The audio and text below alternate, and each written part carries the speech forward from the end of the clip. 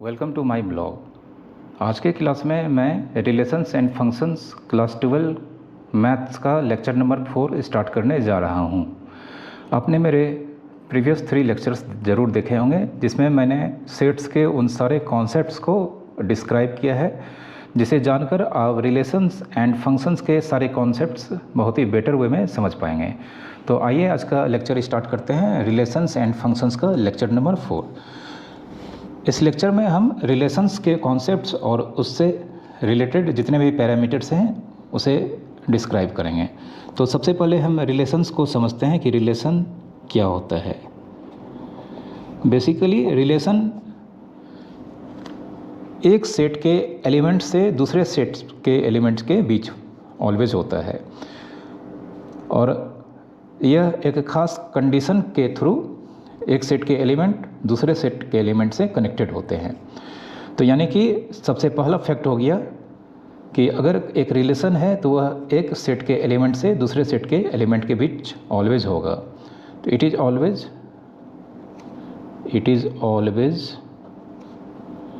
Between the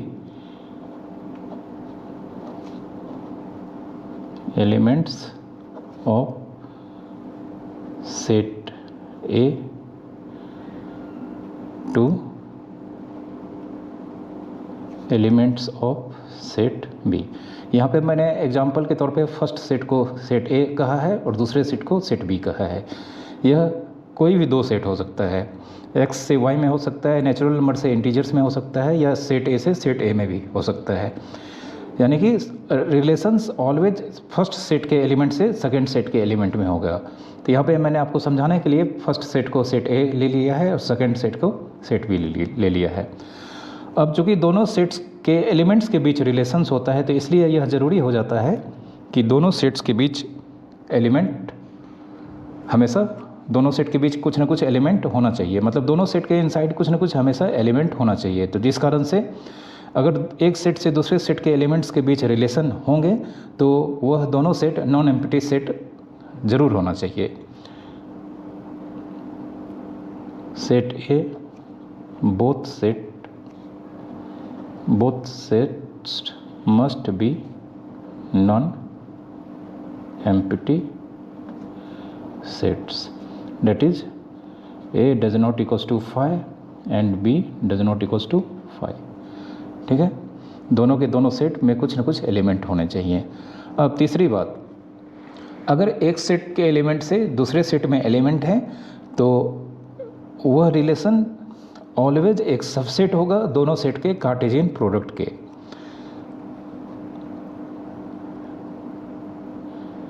relation between set A and set B must be a subset of Cartesian product of A and B। ठीक है, Cartesian product of set A and set B क्या होता है, आप मेरे previous lectures को देखेंगे तो आपको पता चल जाएगा। ठीक है, तो यह 3 बात, अगर एक सेट से दूसरे सेट के बीच अगर रिलेशन होंगे तो यह 3 बात हमेशा होगा। यह 3 जो फैक्ट्स हैं, जो कॉन्सेप्ट्स हैं, वो हमेशा पाया जाएगा। ठीक है, अब एक एग्जांपल के थ्रू हम इसे समझते हैं। जैसे एक एग्जांपल है, एक रिलेशन है, R is a relation from set A to set B। ठीक है, एक रिलेशन है यहाँ पे सेट A से सेट B में। एक बात आपको और याद रखना चाहिए कि अगर एक सेट से दूसरे सेट के बीच कोई रिलेशन है तो उस रिलेशन का एक नाम होगा, और किसी भी रिलेशन के नेम को ऑलवेज कैपिटल लेटर से रिप्रेजेंट किया जाता है। तो यहाँ पे मैंने जिस रिलेशन का जिक्र किया है उस रिलेशन का नाम हम यहाँ पे R लेकर चल रहे हैं। कुछ और भी नाम हो सकता है, ABC कुछ भी हो सकता है। तो एक रिलेशन यहाँ पे सेट A के सेट B के एलिमेंट्स के बीच है, जिस रिलेशन का नाम यहाँ पे R है, और यहाँ पे R के बारे में कहा गया है कि इसके इनसाइड जो भी एलिमेंट्स होंगे वो सारे के सारे ऑर्डर्ड पेयर होंगे। ऑर्डर्ड पेयर इसलिए होंगे कि रिलेशन अगर एक सेट से दूसरे सेट के बीच है तो वह सबसेट होता है दोनों सेट के कार्टेशियन प्रोडक्ट के, और कार्टेशियन प्रोडक्ट के इनसाइड जो भी एलिमेंट्स होते हैं वो ऑलवेज ऑर्डर्ड पेयर होते हैं। तो यहाँ पे इस रिलेशन R के इनसाइड एक जो भी एलिमेंट हैं वो ऑर्डर्ड पेयर A B का वैल्यू है।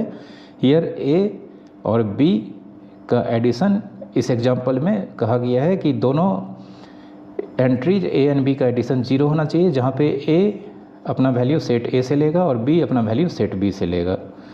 ठीक है, अब यहाँ पे सेट A के इनसाइड जो एलिमेंट है वो हम दिखा रहे हैं +2 5 7, और सेट B के इनसाइड जो एलिमेंट्स हैं 1 0 3 8 7।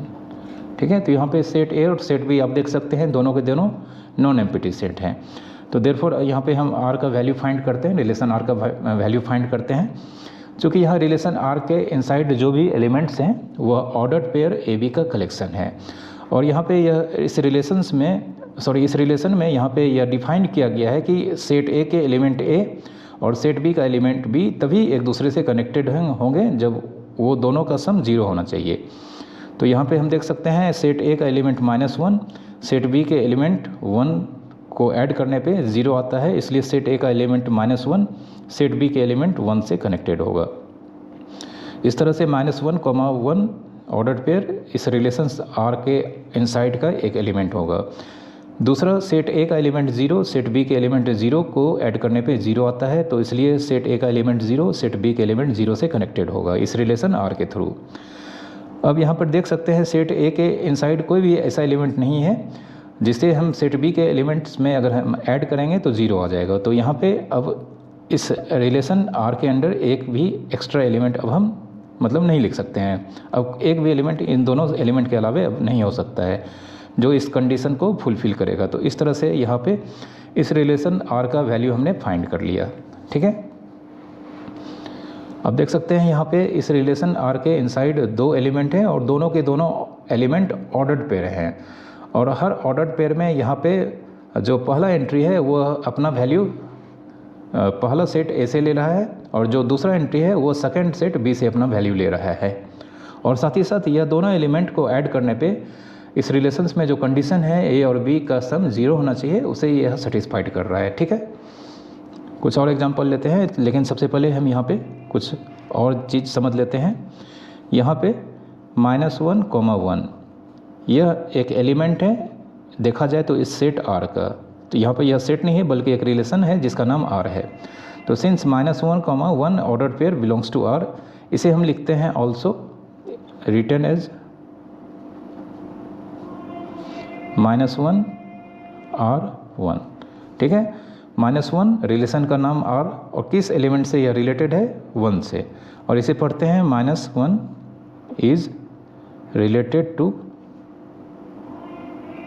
+1 बाय द रिलेशन R। ठीक है, इसे हम पढ़ते हैं -1 is related to 1 by relation R। ठीक है, एक और एग्जांपल लेते हैं। R1 is relation from set X to set Y, और यहाँ पे X का वैल्यू दिया गया है 3 5 6, और Y का वैल्यू दिया गया है 1 4 11। ठीक है, और R1 के बारे में यहाँ पे डिस्क्रिप्शन है A order pair AB and A plus B a perfect square. ठीक है, मतलब R1 रिलेशन होगा सेट X से सेट Y में, और इनके इनसाइड जो भी एलिमेंट ऑर्डर पेयर AB है उसके बारे में कहा गया है कि A और B को ऐड करने पे एक परफेक्ट स्क्वायर वैल्यू आना चाहिए। यहाँ पे आपको हमेशा पता होना चाहिए कि यह पहला एंट्री अपना वैल्यू सेट X जो फर्स्ट सेट है उससे लेगा, और दूसरा एंट्री B यह अपना वैल्यू सेकंड सेट B से अपना वैल्यू लेगा। ठीक है, जिस एलिमेंट का जिक्र पहले किया जाता है, जिस सेट का जिक्र पहले किया जाता है, हर ऑर्डर्ड पेयर में पहला एंट्री फर्स्ट सेट से ही लिया जाएगा, और जिस सेट का जिक्र बाद में किया जाता है सेकेंड एंट्री रिलेशन के अंदर जो होगा उसका वैल्यू हमेशा बाद वाले सेट से लिया जाता है। तो देयरफॉर यहाँ पे R1 का वैल्यू फाइंड करते हैं। हमें पता है कि अगर हम 3 सेट X से वैल्यू लेते हैं तो सेट Y के 1 को ऐड करने पे जो नंबर 4 आता है, तो 4 एक परफेक्ट स्क्वायर नंबर है। परफेक्ट स्क्वायर नंबर ऐसे नंबर को बोलते हैं जिसका स्क्वायर रूट एग्जैक्ट आता है। तो जैसे 3 और 1 को ऐड करने पे अगर हम 4 का स्क्वायर रूट निकालते हैं तो 2 आता है। तो यहाँ पर 3 रिलेटेड होगा 1 से। फिर 3 4 अगर ऐड करते हैं 7 होता है जो परफेक्ट स्क्वायर नहीं है। फिर 3 और 11 ऐड करते हैं जो 15 होता है, यह भी परफेक्ट स्क्वायर नहीं है। तो 3 के ऑल पॉसिबल वैल्यूज़ के साथ जो रिलेशन हो गए वो मात्र एक रिलेशन है 3,1। फिर हम 5 के पास आते हैं, तो 5 और 1 ऐड करने पे 6 होगा, परफेक्ट स्क्वायर नहीं है। तो 5 और 5 को मतलब ऑर्डर पेयर 5 1 इस रिलेशन R1 के अंडर नहीं दिखेंगे। फिर 5 और 4 का सम 9 होता है जो कि एक परफेक्ट स्क्वायर है। तो यह इस ऑर्डर पेयर का वैल्यू इस रिलेशन R1 के अंडर शामिल होगा। फिर 5 और 11 16 होता है जो फिर से एक परफेक्ट स्क्वायर है। तो इस तरह से 5 और 11 भी इस रिलेशन R1 के इनसाइड शामिल होगा। अब 5 और किसी और एलिमेंट के साथ यहाँ पर कोई भी पॉसिबिलिटीज़ नहीं बचा है। तो अब हम नेक्स्ट एलिमेंट 6 के पास जाते हैं। तो 6 1 7 होता है जो कि परफेक्ट स्क्वायर नहीं है। 6 और 4 10 होता है, यह भी एक परफेक्ट स्क्वायर नहीं है। और 6 और 11 17 होता है, यह भी एक परफेक्ट स्क्वायर नहीं है। तो अब यहाँ पे रिलेशन R1 का कंप्लीट वैल्यू यहाँ पे फाइंड हो चुका है। ठीक है, आप देख सकते हैं इस रिलेशन R1 के अंडर जो भी एलिमेंट्स हैं वह ऑर्डर्ड पेयर हैं। और इस ऑर्डर पेयर के इनसाइड जो 2 एंट्रीज है, इसे ऐड करने पे जो क्वेश्चन में यहाँ पे कंडीशन दिया गया है कि दोनों एंट्रीज को ऐड करने पे एक परफेक्ट स्क्वायर होना चाहिए। तो यह तीनों एलिमेंट R1 के इनसाइड परफेक्ट स्क्वायर यहाँ पे होते हैं। एक एग्जांपल और लेते हैं। R3 is a relation from n to w। यहाँ पे n नेचुरल नंबर है, w स्टैंडर्ड सिंबल है, होल नंबर के सेट को रिप्रेजेंट करता है। एंड R3 के इनसाइड जो भी एलिमेंट है वह ऑर्डर पेयर x y है एंड x इंटू वाई की वैल्यू 12। ठीक है, यहाँ पे यह कहा गया है इस रिलेशन R3 के इनसाइड जो भी element order pair x y होंगे उन दोनों एंट्रीज x और y की प्रोडक्ट 12 होनी चाहिए। तो देयरफॉर यहाँ पे R3 की वैल्यू हम फाइंड करते हैं। नेचुरल नंबर आपको पता है, यहाँ पे सबसे पहले हम n की वैल्यू लिख लेते हैं। n की वैल्यू आप जानते हैं यह एक फाइनाइट सेट है, तो इसके पहले 3 या 4 एलिमेंट को लिखकर कॉमा यूज़ करके 3 डॉट लिखा जाता है। उसी तरह से सेट होल नंबर का पहला 3 या 4 एलिमेंट लिखकर हम 3 डॉट यूज़ करेंगे। तो यहाँ पे दोनों सेट हमें दिख रहे हैं, अगर नहीं भी लिखते तो यह हमें पता होता है। तो कौन कौन से एलिमेंट्स होते हैं ये ऑलरेडी हमारे दिमाग में चल रहा होता है। अब यहाँ पे R3 की वैल्यू हम लिखते हैं। तो यहाँ पे 1 अगर नेचुरल नंबर का वैल्यू लेते हैं, नेचुरल नंबर से वैल्यू लेते हैं, और होल नंबर में जानते हैं, यहाँ पे हम दिख नहीं रहा है लेकिन जानते हैं होल नंबर के इनसाइड 12 आता है और 1 और 12 का प्रोडक्ट 12 होता है। तो 1 कनेक्टेड होगा 12 से। फिर इसके इनसाइड 2 इसके होल नंबर के 6 से कनेक्टेड होगा, 2 और 6 का प्रोडक्ट 12 होता है। फिर नेचुरल नंबर के इनसाइड अगर हम 3 लेते हैं तो होल नंबर के इनसाइड 4 कनेक्टेड होगा 3 से, चूँकि 3 और 4 का प्रोडक्ट 12 होता है। फिर 5 किसी भी नंबर के साथ अगर हम प्रोडक्ट निकालेंगे होल नंबर के साथ तो 12 नहीं आएगा, तो 5 का रिलेशन नहीं होगा किसी भी एलिमेंट्स के साथ। 6 का अगेन 2 के साथ होगा, चूँकि 6 और 2 का प्रोडक्ट 12 होता है। फिर अगेन 7 का नहीं होगा, 8 का भी नहीं होगा, 9 का भी नहीं होगा, 10 का भी नहीं होगा, 11 का भी नहीं होगा। फिर लास्ट एक 12 नंबर बच जाता है, 12 1 से रिलेटेड होगा। तो इस तरह से यहाँ पर इस रिलेशन R3 के इनसाइड जो भी पॉसिबल एलिमेंट्स हैं वह सारे के सारे यहाँ पे लिखे जा चुके हैं। इस तरह से यह इसके कंप्लीट वैल्यू को शो करता है। अब फिर से हम यहाँ पे लिख सकते हैं 12R1 लिख सकते हैं। क्यों? चूँकि 12R3 1 लिखना पड़ेगा, चूँकि यहाँ पे 12 रिलेटेड है 1 से बाय द रिलेशन R3। ठीक है, अब चूँकि 6,2 बिलोंग्स टू R3, तो इसे हम लिख सकते हैं 6 is related to R3 by the relation R3 and with 2, मतलब 6 is related to 2 by the relation R3। इसे पढ़ते हैं, ठीक है।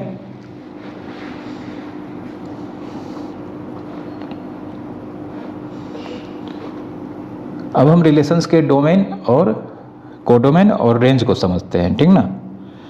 Domain, codomain and range of a relation. Domain, codomain and range of a relation क्या होता है, आइए जानते हैं। तो यहाँ पे सबसे पहले समझने के लिए एक एग्जांपल ले लेते हैं। Let R is a relation from set P to from set Q, ठीक है। एक रिलेशन यहाँ पे फिर से हमने लिया है जिसका नाम R है और सेट P से सेट Q के बीच डिफाइंड है। अब P के इनसाइड कुछ एलिमेंट्स होने चाहिए, तो वह एलिमेंट हम लेते हैं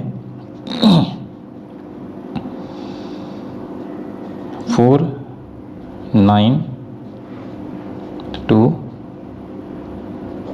और Q के इनसाइड जो एलिमेंट है इसे लेते हैं 0,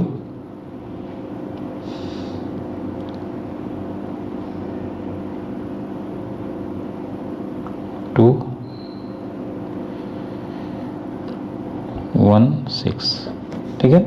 यह दो एलिमेंट लेते हैं और R को डिफाइंड किया गया है X order pair x y, where X is equals to 2y, ठीक है। यहाँ पे X y से रिलेटेड तभी होगा जब यह X y के ट्वाइस के इक्वल होगा।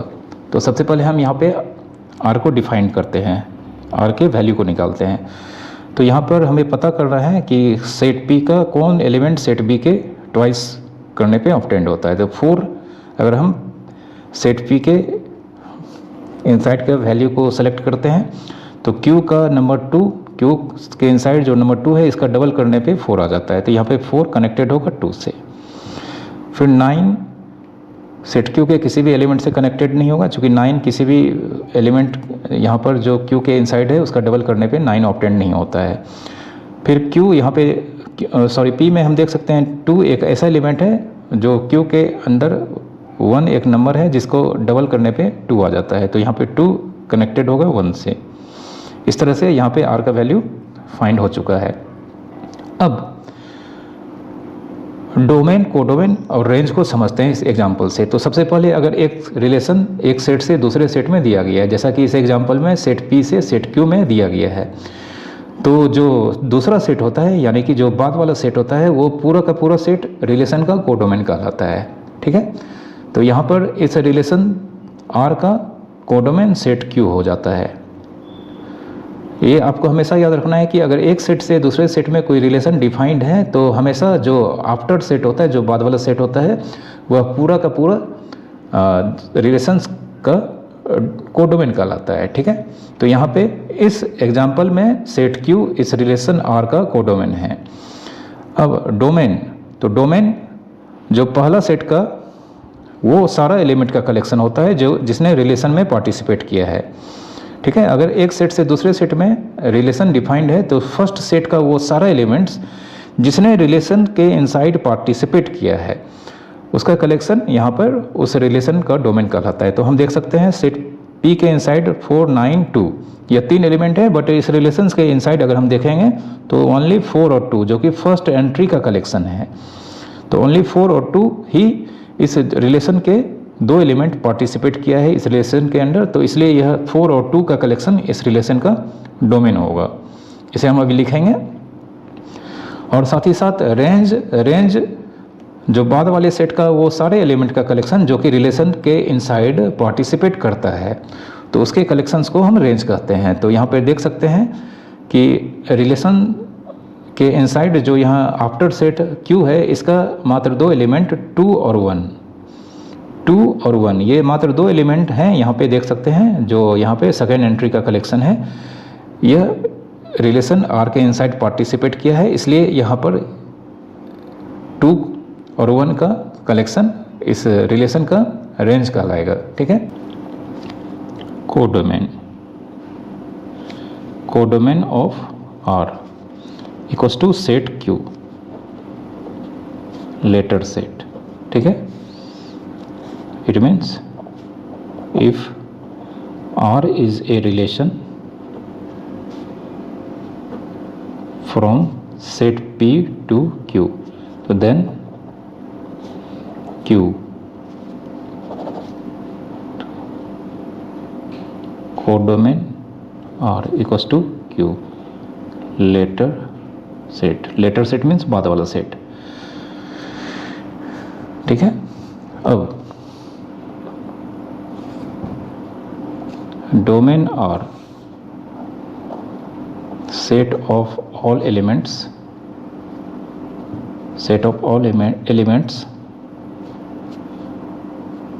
of first set here P participates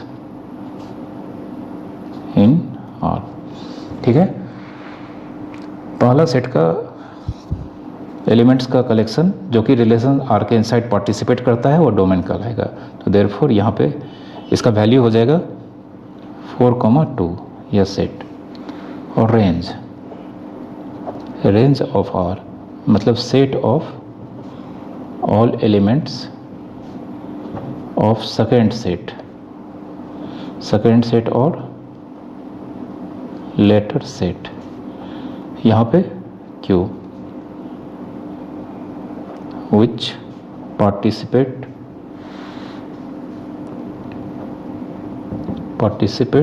in R। तो यहाँ पे इसका वैल्यू हो जाएगा आपका 2,1, ठीक है। तो यह डोमेन, रेंज और कोडोमेन का डेफिनेशन था।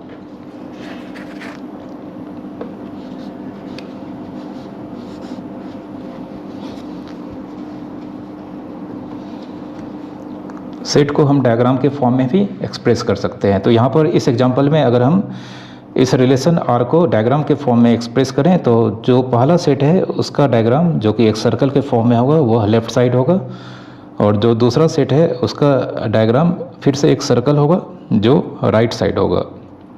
यह Q है, यह P है। और इस डायग्राम के इनसाइड अगर ये फाइनाइट सेट है तो इसके सारे एलिमेंट्स हम लिखेंगे 4, 9, 2, और Q के इनसाइड यहाँ पे 0, 2, 1, 6। अब यहाँ पे एक एरो होगा जो सेट P से सेट Q के ओर जाएगा, और इसके इस एरो के ऊपर में कहीं पर रिलेशन का हम नाम लिखते हैं।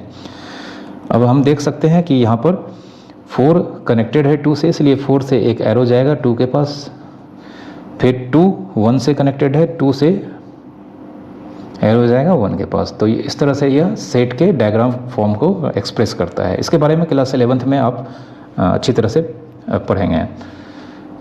तो आप क्लास 11th के रिलेशंस एंड फंक्शंस के टॉपिक्स को देखें, जिसमें डायग्राम के थ्रू हम सेट को या ग्राफ के थ्रू सेट के बीच रिलेशंस को कैसे रिप्रेजेंट किया जाता है वो बताया गया है, ठीक है।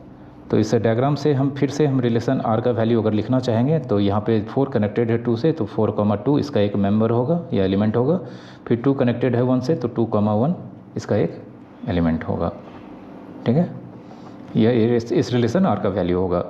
और यहाँ पे आपको क्लियरली पता चल रहा है इस डायग्राम में कि सेट P जो पहला सेट है इसका 2 ही एलिमेंट 4 और 2 रिलेशंस के इनसाइड पार्टिसिपेट कर रहा है, तो जो कि इसका यहाँ पर डोमेन है।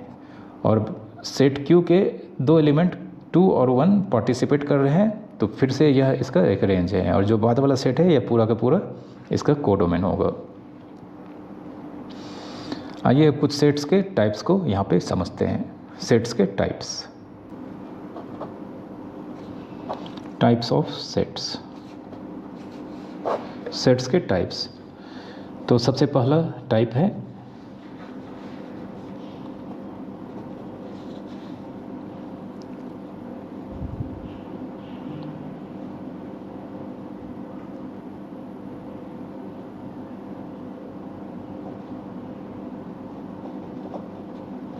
Relation in self. अगर कोई भी रिलेशन एक सेट के एलिमेंट से उसी सेट के एलिमेंट्स के बीच डिफाइंड होता है तो उस रिलेशन को हम रिलेशन इन सेल्फ कहते हैं। यानी कि if R is a relation from set x to set x. ठीक है, तो यह रिलेशन इन सेल्फ कहलाता है। ठीक है, और इस केस में हम लोग relation from set x to set x नहीं कहेंगे। ठीक है, in this case we call relation R is defined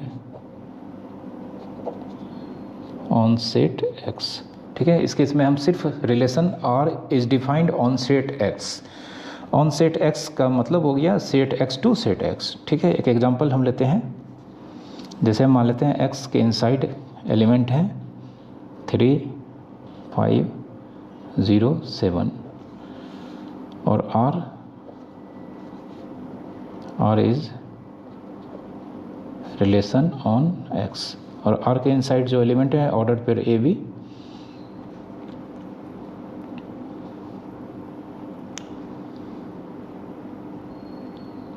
और a plus b less than 6। इसके अंडर एलिमेंट्स a और b किस तरह से डिफाइंड है कि a और b को ऐड करने पे 6 आना चाहिए। तो देयरफॉर r की वैल्यू यहाँ पर होगी, हम जानते हैं 3, अगर पहला वैल्यू भी सेट x से लेगा और दूसरा वैल्यू भी सेट x से ही लेगा, तो 3 और 3 अगर हम लिखते हैं तो 3 और 3 का ऐड 6 हो जाता है, तो हमें 6 से चाहिए, तो 3 कनेक्टेड नहीं होगा 3 से। फिर 3 का 5 के साथ 8 होता है, यह भी नहीं आएगा इसमें, इस रिलेशन में।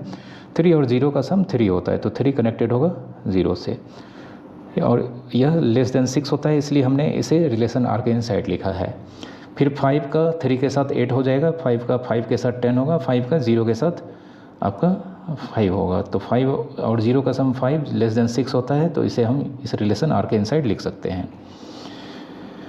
5 का 7 12 हो जाता है, वो इसमें नहीं आएगा। फिर हम 0 का 3 के साथ लेंगे तो आ जाएगा 0 3 का सम लेस देन 6 होता है, उसी तरह से 0 5 का सम भी लेस देन 6 होता है, और 0 0 का सम भी लेस देन 6 होता है, बट 0 7 यहाँ पर नहीं ले सकते हैं। फिर 7 का 3 के साथ 10 हो जाता है, नहीं आएगा, 7 5 भी नहीं आएगा, 7 0 भी नहीं आएगा। तो इस तरह से इस रिलेशन आर का वैल्यू हमने फाइंड किया है। ठीक है, और यह रिलेशन इन सेल्फ यानी कि सेट एक्स से सेट एक्स में डिफाइंड किया गया है। ठीक है,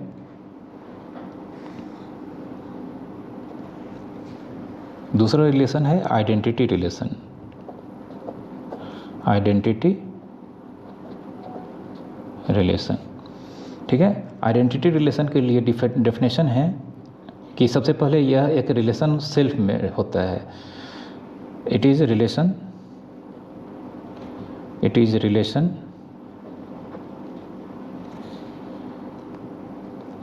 इन सेल्फ। यह ऑलवेज एक सेल्फ में रिलेशन होता है, यानी कि एक सेट से खुद उसी सेट में होगा। तो यहाँ पे if R is a relation on set A such that A belongs to R implies A B belongs to R implies A equals to B।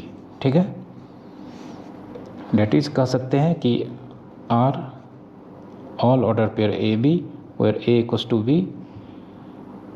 ठीक है, तो यह एक रिलेशन आइडेंटिटी रिलेशन को रिप्रेजेंट करेगा। एक एग्जांपल देते हैं, और इसका स्पेशल सिंबल मैथमेटिक्स में होता है। Identity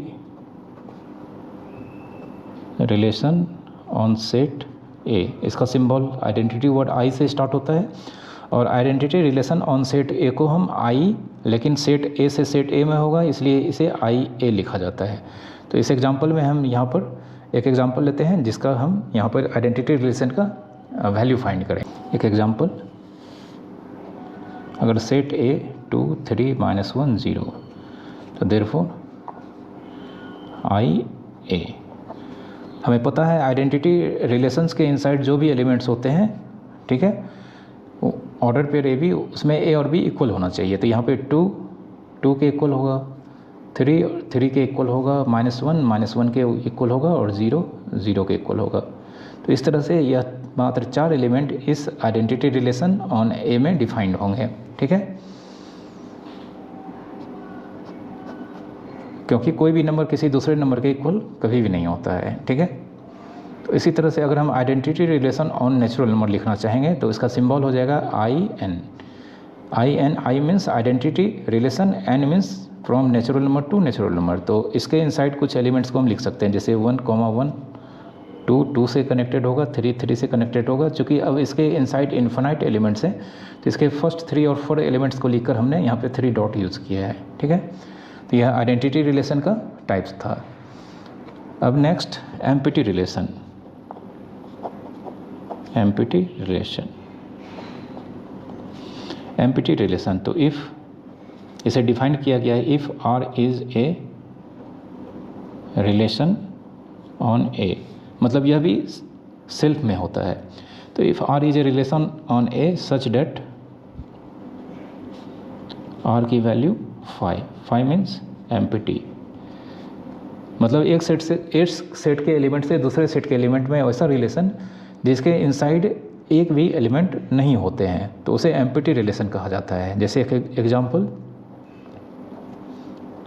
2, 6, 0, 5 and R is relation, R is यहाँ पे रिलेशन ऑन ए, और R का यहाँ पे डेफिनेशन दिया गया है कि इसके इनसाइड जो भी एलिमेंट है ऑर्डर पेयर ए बी और a plus be less than 0। तो आप देख सकते हैं यहाँ पे सेट ए के एलिमेंट्स के किसी भी वैल्यू के उसी के एलिमेंट से जोड़ने पे नेगेटिव कभी नहीं आएगा, क्योंकि इसके इनसाइड सारे एलिमेंट्स पॉजिटिव हैं और 0 हैं। तो देयरफॉर यहाँ पे अगर हम R की वैल्यू फाइंड करेंगे यहाँ पे यह खाली हो जाएगा, मतलब ये 5, इसलिए यह एक रिलेशन हो जाएगा, एम्पटी रिलेशन का वैल्यू होगा एम्पटी रिलेशन, ठीक है। नेक्स्ट रिलेशन आता है universal relation. Universal relation, universal relation it is also relation in self, यह भी एक सेल्फ में रिलेशन होता है। अब इसका डेफिनेशन क्या है, if R is a relation, R is a relation on A such that R की वैल्यू A और B के, A और A के कार्टेशियन प्रोडक्ट के इक्वल होने चाहिए, ठीक है। जैसे एक एग्जांपल